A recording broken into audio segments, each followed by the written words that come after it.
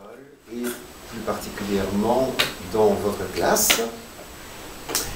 Donc, effectivement, je pense que vous avez lu un petit ouvrage, un petit livre qui s'intitule « Garder ses amis, nourrir ses amours » et que ce qui nous est demandé ce matin, c'est d'en discuter, d'en débattre ensemble.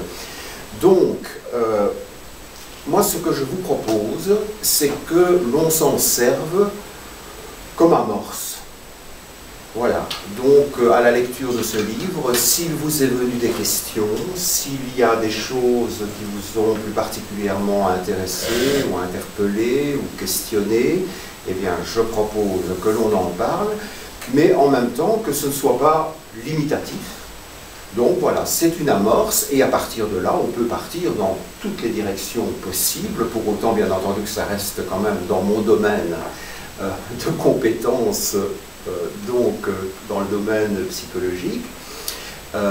Mais voilà, je veux dire qu'à partir de là, on peut aborder toute question qui vous semble importante, qui vous taraude, tout ce que vous avez toujours voulu savoir et demander à un psy, mais que vous n'avez jamais osé demander, eh bien aujourd'hui, vous pouvez. Voilà.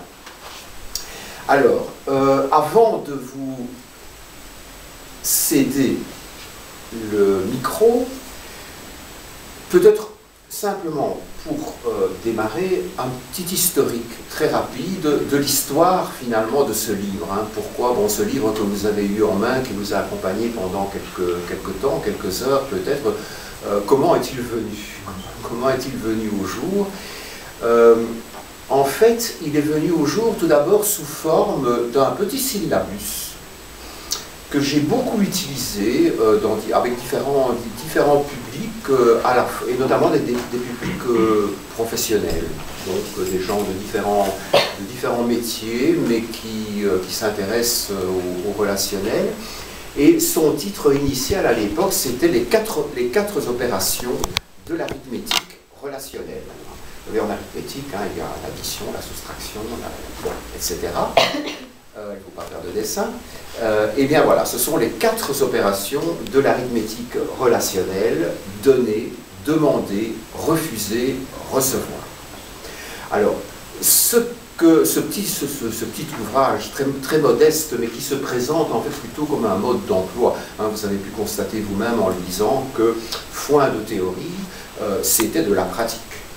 Voilà, c'est comment dans la vie quotidienne, avec nos copains, nos amis, notre famille, les gens que nous côtoyons quotidiennement, voilà, comment peut-être améliorer les choses ou faire en sorte que les relations que nous avons soient peut-être plus harmonieuses, plus apaisées, moins tendues, plus agréables, tout simplement. Et ceci s'inscrit en fait dans un courant en psychologie qui est relativement récent. Je ne sais pas si vous en avez entendu parler, mais en fait, jusqu'à il n'y a pas si longtemps, tout le monde pensait, et cela y compris les psychologues, que l'être humain possédait une intelligence, ce qui nous différencie des animaux. Bon. Et c'est tout récemment, quand je dis tout récemment, il y a une dizaine d'années, une quinzaine d'années, c'est-à-dire il n'y a pas vraiment très longtemps, que l'on s'est rendu compte qu'en fait on foirait complètement, parce que en fait, si on parle d'intelligence, il ne faut pas en parler au singulier, il n'y a pas une intelligence, il y a des intelligences. Autrement dit, il y a différentes formes d'intelligence, c'est ce qu'on appelle aujourd'hui des intelligences multiples. Alors, vous, évidemment, ça ne vous surprendra pas, parce que j'imagine que tous les jours, et depuis déjà plusieurs années, vous faites cette expérience-là dans vos contacts quotidiens avec les autres. Hein. J'imagine qu'il vous arrive, comme à moi, par exemple, de rencontrer des gens, de rencontrer par exemple quelqu'un qui est super performant dans un domaine, qui est le sien, par exemple son domaine professionnel, mais une fois sorti de son domaine, de sa sphère de connaissances, mais qu'est-ce qu'il est con, ou qu'elle, hein, débile, voilà. Hein. Donc, Voilà, ça veut bien dire ce que ça veut dire. Donc en fait, il a fallu longtemps de psychologues pour se rendre compte et prendre en compte finalement quelque chose que l'on observe tous les jours, hein, que l'on observe au quotidien, c'est qu'on peut parfaitement avoir développé son intelligence dans un domaine et l'avoir totalement laissé en friche dans d'autres domaines.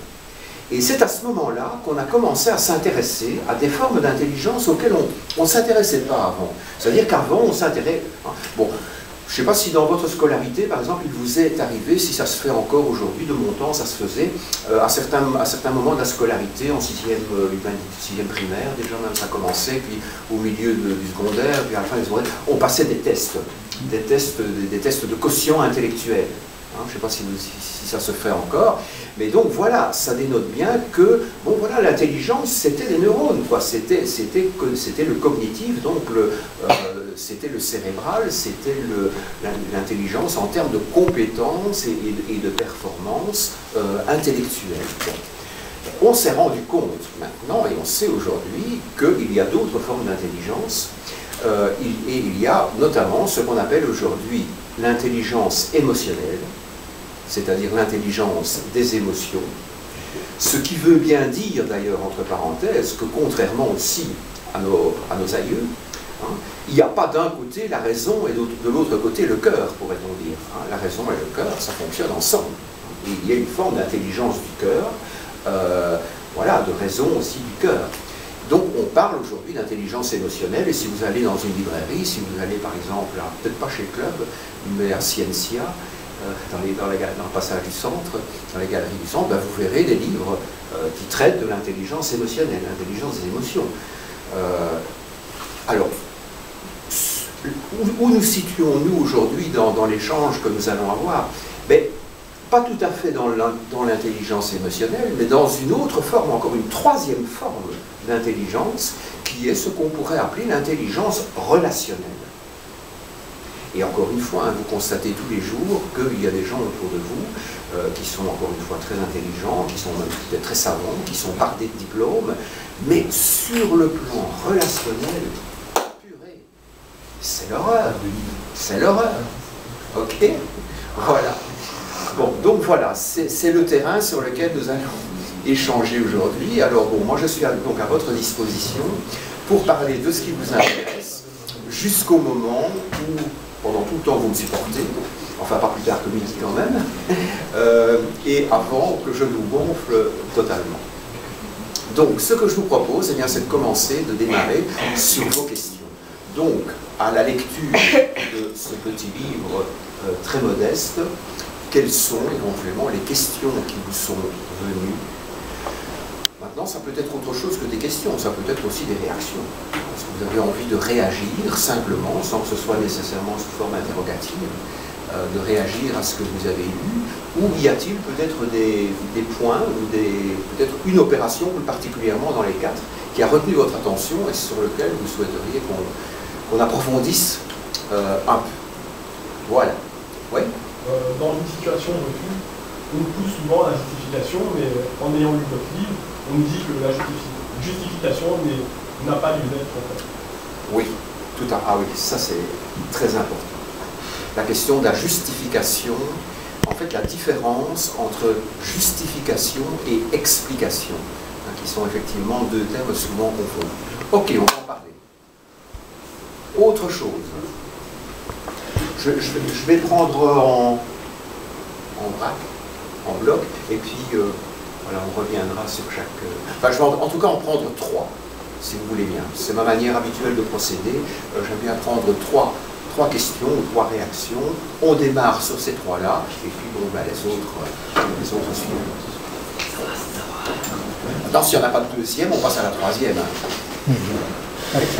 C'est encore avec le refus, c'est quand on refuse, généralement, c'est l'autre personne se sent mal et il faudrait changer peut-être la psychologie, enfin le monde pour qu'on n'ait pas justifié que les gens acceptent le refus, parce que c'est beaucoup de personnes qui le prennent mal et après,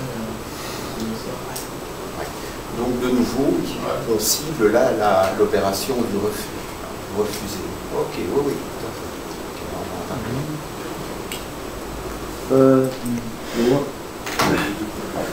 Dans votre livre, on voit que vous parlez des cadenas verrouillés, qu'ils sont passés tôt depuis l'enfance, et que vous dites à la fin de cet extrait que en une thérapie de brève durée, ce cadenas a été sauté, quoi. Et je vous pose la question, est-ce qu'il y a des moyens spécifiques ou miracles ou Oui, ok. Donc ça concerne, si mes souvenirs sont exacts, parce que je vous avoue que moi, il y a longtemps que je ne l'ai plus lu. Vos souvenirs à vous sont plus récents et plus précis. Donc ça concerne le sac à dos douce. Oui. C'est ça, hein? Oui. Le sac à dos douce avec ses cadenas et ses verrous. C'est le cas de Olivier, c'est ça qui... Non, oui, c'est Olivier. Oui. Un cas que tu décris sous le nom d'Olivier en disant qu'en quelques séances, des cadenas pourtant très anciens remontant à l'enfance ont pu être déverrouillés. Salim était étonné que quelques séances de psychothérapie puissent avoir un effet aussi bénéfique sur des tensions anciennes, des nœuds anciens. Donc c'est autre chose. Ok, oui, oui, tout à fait. Donc là, nous passons à une autre opération qui est le don. Oui. Hein, le donner. Ok, ça va. Mais on démarre là-dessus? Ça vous va? Alors, ce que je propose, c'est quand même alors de les prendre dans l'ordre. Peut-être la question du refus est peut-être plus facile. J'aime bien commencer par les choses les plus faciles, celles qu'on peut traiter plus rapidement. Celle-là est un peu plus compliquée. Donc, on va commencer par la question du refus. Voilà. Alors,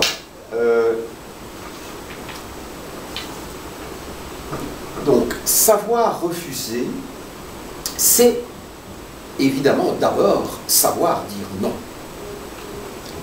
Et c'est vrai que, à l'observation quotidienne, quand nous observons nos congénères Homo sapiens des minces, eh bien nous constatons que pour beaucoup de gens, refuser est quelque chose de difficile et quelque chose de problématique.